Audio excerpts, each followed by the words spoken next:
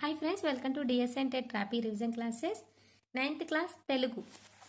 Already మనం 5 lessons డీటెయిల్గా explain చేసుకున్నాము. ప్రతి గ్రామర్ బిట్ వివరించాను. ఎవరికైనా గ్రామర్ బిట్లో డౌట్ ఉంటే కామెంట్లో తెలియజేయండి.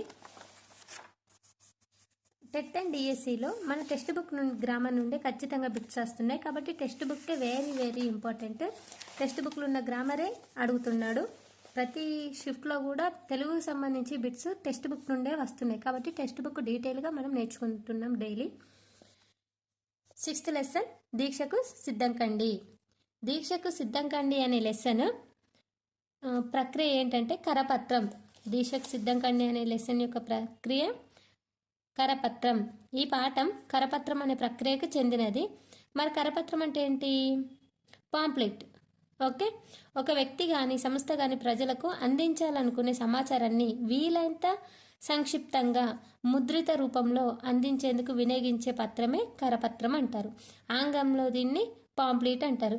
ఇప్పుడైనా ఏదైనా కాలేజ్ గురించి, స్కూల్ గురించి, షాపింగ్ మాల్ గురించి అడ్వర్టైజ్మెంట్ ఇవ్వడానికి పాంప్లెట్ సెండ్ చేస్తారు కదా, దాన్నే పాంప్లెట్ అంటారు, కరపత్రం అంటారు. తెలంగాణ హిస్టరీ సొసైటీ తరపున 2009లో వెలువడ్డ పుస్తకం 1969 ఉద్యమ చారిత్రక పత్రాలు. 1969 నాటి తెలంగాణ ఉద్యమ స్థితిగతులు వెలుగులోకి తెచ్చే కరపత్రాలు ఇందులో ముద్రితమైనాయి. ఇందులో ఉండే కరపత్రాలు ఏంటంటే తెలంగాణ హిస్టరీ సొసైటీ తరపున 2009లో వెలువడ్డ 1969 ఉద్యమం చారిత్రక పత్రాలు ఇదొకటి ఉంది. నెక్స్ట్ 1969 నాటి తెలంగాణ ఉద్యమ స్థితిగతులను వెలుగులోకి తెచ్చే కరపత్రాలు ఇందులో ముద్రితమైనాయి. ఆ పుస్తకం నుండి తీసుకున్న ఒక కరపత్రమే ఈ పాఠం.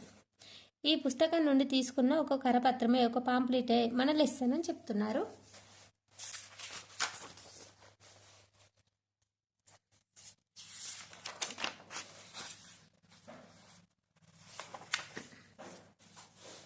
బిట్స్ చూద్దాం. ఇక్కడ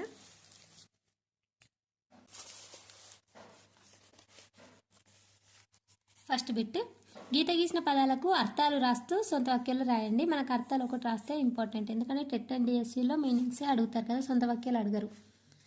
అహర్నిశలు. అహర్నిశలు అంటే రాత్రింబవళ్ళు. అహర్నిశలు రాత్రింబవళ్ళు. లక్ష్యాన్ని. లక్ష్యాన్ని అంటే తలపెట్టిన కార్యం, మనం చేయదలుచుకున్న కార్యం.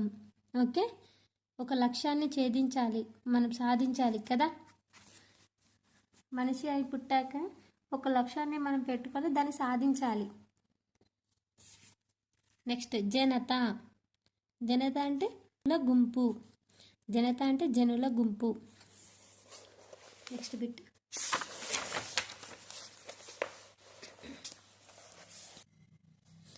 ఆశను వదులుకోవడం అనే దానికి త్రిలోదకాలు ఇవ్వడానికి మీనింగ్ ఆశను వదులుకోవడం. ఉక్కుపాదం మోపడం అంటే బలవంతంగా అణచివేయడం. కట్టలు తెంచుకోవడం అంటే మితిమీరిపోవడం. ఏ ఎండ కాకూడదు అంటే అవకాశవాది. ఇవి వదులుకోవడం అంటే త్రిలోదకాలు ఇవ్వడం. బలవంతంగా అణచివేయడం, ఉక్కుపాదం మోపడం. మితిమీరిపోవడం, కట్టలు తెంచుకోవడం. ఆశ, అవకాశవాదం, ఏ ఎండ కాగొడుగు. అవకాశవాదం అంటే ఏ ఎండకు ఆగొడుగు. మితిమీరిపోవడం అంటే కట్టలు తెంచుకోవడం. ఇవి జాతీయాలు, చాలా ఇంపార్టెంట్. ఇటువంటి బిట్స్ ఆల్రెడీ టెట్లో వచ్చాయి కాబట్టి మళ్ళీ ఒకసారి చూడండి.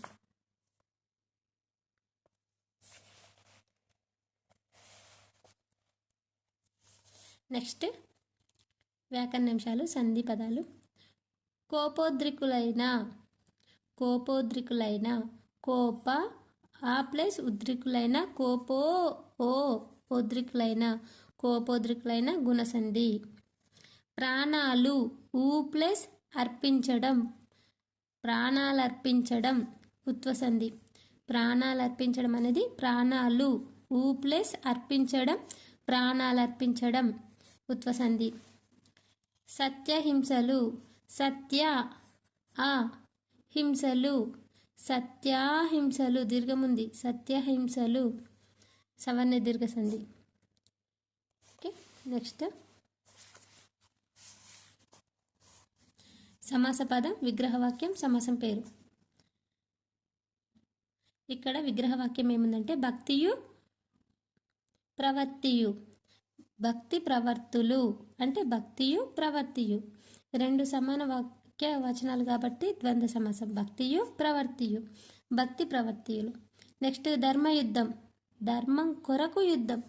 మరి కొరకు అనేది చతుర్థి విభక్తి. ధర్మయుద్ధం, ధర్మం కొరకు యుద్ధం.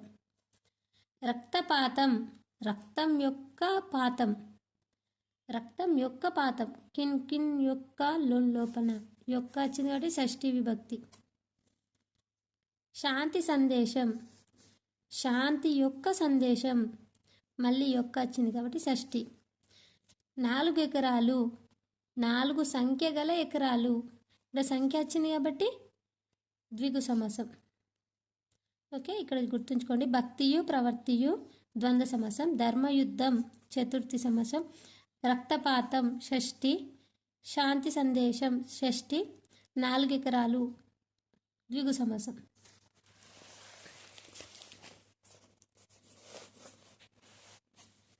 నెక్స్ట్ బిట్ ఇక్కడ చూడండి, సంయుక్త వాక్యంగా మార్చి రాయండి అని ఉంది. సంయుక్త వాక్యంగా మార్చి రాయాలి అంటే కానీ, మరియు అనేటి అయితే అవన్నీ వస్తాయని చెప్పాను కదా. సంక్లిష్ట వాక్యంగా రాయాలంటే ప్రీవియస్ వీడియోలో నేను ఎక్స్ప్లెయిన్ చేశాను. సంక్లిష్ట వాక్యంలో రాయాలంటే సమాపక క్రియ అసమాపక క్రియగా మారుతుంది అని చెప్పాను కదా. 2 సమాపక క్రియలు ఉంటే అందులో ఒకటి అసమాపక క్రియగా మారుతుంది, అది సంక్లిష్ట వాక్యం. ఇది సంయుక్త వాక్యంగా రాయండి అంటున్నారు. చూద్దాం. వేలాది యువకులు ఉద్యమంలో పాల్గొన్నారు, వేలాది యువకులు కారాగారానికి వెళ్ళారు. వేలాది యువకులు ఉద్యమంలో పాల్గొన్నారు మరియు కారాగారాలకు వెళ్ళారు. ఇది ఆన్సర్. అంటే సంయుక్త వాక్యం రాయాలంటే మధ్యలో ఇక్కడ వేలాది యువకులు మళ్ళీ రిపీట్ కాలేదు, వీటికి బదులు మరియు వచ్చింది.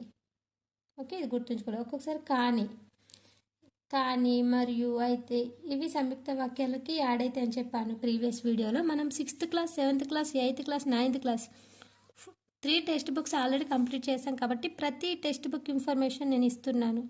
కాబట్టి మీరు ఎవరైనా చూడని వాళ్ళు ఉంటే ఖచ్చితంగా ఇప్పుడే 6th 7th 8th class previous bits చూడండి, చూసి ఇవి కూడా చేయండి. ఓకే, వేలాది యువకులు ఉద్యమంలో పాల్గొన్నారు, వేలాది యువకులు కారాగారాలకు వెళ్ళారు. అంటే వేలాది యువకులు ఉద్యమంలో పాల్గొన్నారు మరియు కారాగారాలకు వెళ్ళారు. నెక్స్ట్ క్వశ్చన్, గాంధీ విధానాలను ఆచరించాలి, గాంధీ విధానాల ద్వారా మంచిని సాధించాలి. ఇక్కడ గాంధీ అనేది 2 సార్లు వచ్చింది కాబట్టి గాంధీ విధానాలను ఆచరించాలి మరియు మంచి సాధించాలి. ఓకే, ఇక్కడ గాంధీ విధానాలు మళ్ళీ రిపీట్ కాలేదు, ఇక్కడ మరియు అని యాడ్ చేశాను. గాంధీ విధానాలు ఆచరించాలి మరియు మంచిని సాధించాలి. ఈ విధంగా రాయాలి సంయుక్త వాక్యం. ఇవి 2 చాలా ఇంపార్టెంట్, టెట్లో ఖచ్చితంగా వస్తుంది.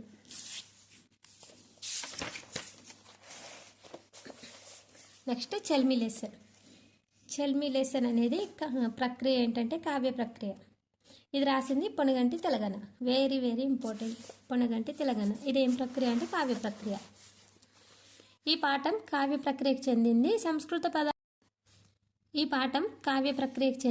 సంస్కృత పదాలను ఉపయోగించకుండా అచ్చమైన తెలుగు పాటలతో రాసిన కావ్యం, అచ్చమైన తెలుగు మాటలతో రాసిన కావ్యం. ఇది అచ్చ తెలుగు కావ్యం. తెలుగు సాహిత్య చరిత్రలో తొలి అచ్చ తెలుగు కావ్యం యాయతి చరిత్ర. ఇది very very important, previous bit, DSC bit. Telugu సాహిత్య చరిత్రలో తొలి అచ్చ తెలుగు కావ్యం, తెలుగు సాహిత్య చరిత్రలో తొలి అచ్చ తెలుగు కావ్యం యాయతి చరిత్ర. వెరీ వెరీ ఇంపార్టెంట్, 1కి 2 సార్లు చదవండి. బిట్టు పడ్డది ఇక్కడ ఆల్రెడీ కాబట్టి జాగ్రత్తగా చూడండి. దీన్ని రచించింది ఎవరు? పొనగంటి తెలంగాణ. ఇంపార్టెంట్, బిట్టు ఉన్న ప్లేస్లో ఖచ్చితంగా నోట్స్ అన్న రాసుకోండి, ఇంపార్టెంట్ పాయింట్స్ గుర్తుంచుకోండి. నోట్స్ రాసుకునేది బెటర్ బుక్ లేని వాళ్ళైతే. తెలుగు సాహిత్య చరిత్రలో తొలి అచ్చ తెలుగు కావ్యం యాయతి చరిత్ర. దీన్ని రచించిన కవి పొనగంటి తెలంగాణ. ఈ పాఠం యాయతి చరిత్రలోని తృతీయ శ్వాసంలోనిది. ఈ పాఠం యాయతి చరిత్రలోని తృతీయ శాసనంలోనిది. ఇదైతే ఫస్ట్, ఇది ఇంపార్టెంట్. సెకండ్ ఎవరు రచించారు? థర్డ్. యాయతి చరిత్ర ఎన్నో శ్వాసంలో ఉన్నది అంటే తృతీయ శ్వాసంలో ఉంది. చలిమి అనే లెసన్ ఏ ప్రక్రియకు చెందింది? కావ్య ప్రక్రియ. ఇది ఒకటి. పొనగంటి తెలంగాణ గురించి ఎక్స్ప్లెయిన్ చేసుకుందాం. పొనగంటి తెలంగాణ 16వ శతాబ్దానికి చెందినవాడు. అచ్చ తెలుగులో నియమబద్ధమైన కావ్య రచనకు పూనుకంటిన పొనగంటి తెలంగాణ మార్చుడు. అచ్చతెనుగు ఆది కవిగా ప్రసిద్ధుడు. అచ్చతెనుగు ఆది కవిగా ప్రసిద్ధి చెందాడు ఇతను. గోల్కొండ పరిసరాల్లో పొట్ల చెరువు ఎక్కడ అంటే సంగారెడ్డి జిల్లాలోని పటాన్ చెరువు తెలంగాణ నివాస గ్రామం. తండ్రి పేరు భావనమాచుడు. అచ్చతెనుగు కావ్య రచనకు స్వయంగా తానే నియమాలు నేర్పించిన తదనంతరం కవులకు మార్గదర్శుడయ్యాడు. యాయతి చరిత్ర కావ్యం అచ్చతెనుగు కావ్యాల్లో మొదటిదే కాక అత్యుత్తమైనది. యాయతి చరిత్ర అనేది తెలుగులో అచ్చతెనుగు కావ్యాల్లో మొదటిది మరియు అత్యుత్తమైనది అంటే వెరీ ఇంపార్టెంట్ అయినది. దీన్ని ఒక మహమ్మదీయ సరదారుకు అంకితం ఇవ్వడం కూడా ఒక ప్రత్యేకమైన అంశమే. దీన్ని అచ్చతెనుగు కావ్యాన్ని ఎవరికి అంకితం ఇచ్చాడంటే ఒక మహమ్మదీయ సరదారుకు అంకితం ఇవ్వడం ఒక ప్రత్యేకమైన అంశం. ఎవరికి అంకితం ఇచ్చాడు? అచ్చతెనుగు కావ్యం ఏంటిది? ఎవరు రచించారు? ఇవన్నీ చాలా ఇంపార్టెంట్. అసలు మిస్ చేయకండి బిట్టు. నెక్స్ట్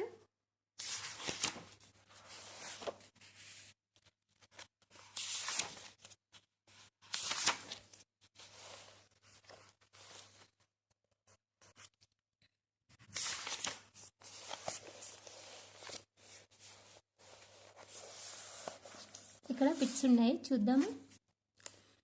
గీత గీసిన పదాల అర్థాలు. అణిగి పెనిగి. అణిగి పెనిగి అంటే కలిసి ఉండి, కలిసిమెలిసి ఉండడం అంట కదా, అణిగి పెనిగి. నెక్స్ట్ చెలువలు. చెలువలు అంటే స్త్రీలు, చెలికత్తెలు.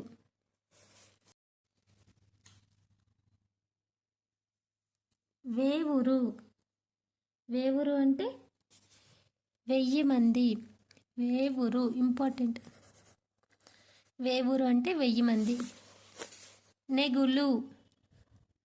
నెగులు విచారము. నెక్స్ట్ ప్రకృతి వికృతులు. ఆలి ఒలి. గర్వం గర్వం. అద్భుతం అబ్బురం. సఖి సఖి. ఆలి ఒలి, గర్వం గర్వం, అద్భుతం అబ్బురం, సఖి సఖి. Important bits.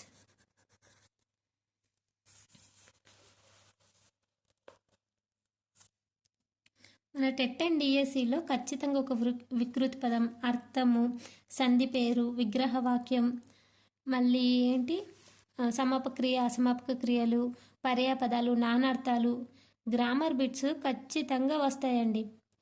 మొత్తం 30కి 24కి 24 తెచ్చుకోవచ్చు మనం తెలుగులో, మనం లైన్ టు లైన్ చదివినప్పుడు మాత్రమే. ఓకే. సంధి. జగములేలు. జగములు ఊ ప్లస్ ఏలు, జగములేలు. ఉత్వసంధి. జగములేలు. జగములు ఊ ప్లస్ ఏలు, జగములేలు. ఉత్వసంధి. అలారు బోడి. అలారు ప్లస్ బోడి, అలారు బోడి. ఉత్వసంధి. నీరట.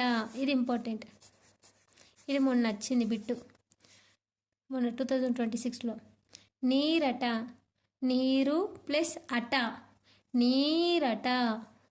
ఉత్వసంధి. నీరు ఊ ప్లస్ అట, నీరట. నెక్స్ట్ విగ్రహవాక్యాలు. రక్కసి. రక్కసి రేడు. రక్కసులకు రేడు.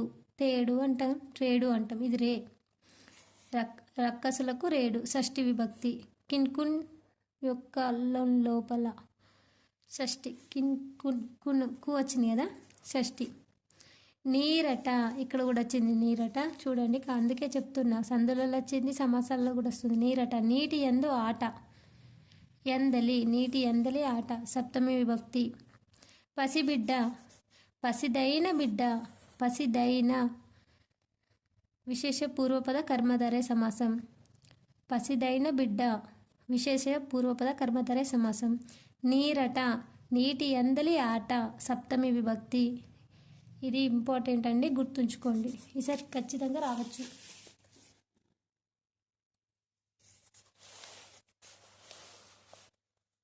నెక్స్ట్ గసడవ దేశ సంధి.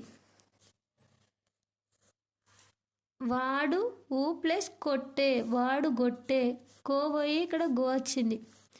మీరు ప్లస్ చనుడు, మీరు సనుడు, ఇక్కడ చా పోయి సా వచ్చింది. అబ్జర్వ్ చేయండి. నీవు ప్లస్ టక్కరి, నీవు డక్కరి, టా అక్కడ డా. నిజము ప్లస్ తెలిసి, నిజము తెలిసి, తా దా. పాలు ప్లస్ పోక, పాలు ఓక, పో వా. ఇక్కడ చూసారా, పై పదాలను గమనించారు కదా. పూర్వపదము చివరి ప్రథమ విభక్తి ప్రత్యయాలున్నాయి. పరపదం మొదటగా కచట తపాలున్నాయి. ఈ విధంగా ప్రథమ విభక్తి మీద ప్రత్యయాలు కచట తపలు పరమైతే వాటి స్థానంలో గజడ దవాలు ఆదేశమయ్యాయి. ఇక్కడ కచట తపలకి గజడ దవాలు వచ్చాయి. కచట తప, గ జ డ ద వ, గజడ దవ.